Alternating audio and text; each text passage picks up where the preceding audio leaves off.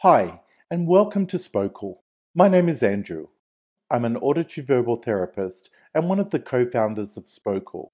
Having worked with children with communication challenges and their families for over 30 years, I do understand how important it is to come up with new and fresh strategies and exercises to support the families we work with. We have created a speech therapy app to support professionals like yourself. The Spokle app has lots of strategies and practical exercises that you can share with your families that they can do in their home. All Spokle programs are developmental. Through our programs, children progress through typical stages in acquiring spoken language. Our programs are around social communication, hearing loss, sensory exercises, as well as mini modules that you will find in the resource page.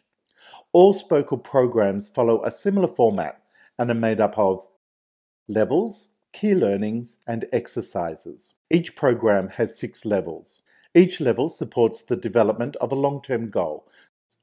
Each key learning supports the development of a short-term goal or milestone. There are 3 or more suggested exercises to practice each key learning. The Spokle app enables parents to share their child's progress with you in real time by linking their Spokle account with yours. Once connected, you can look at the progress page in the app and view communication milestones that have been achieved over time. We know you will enjoy using the Spokle app.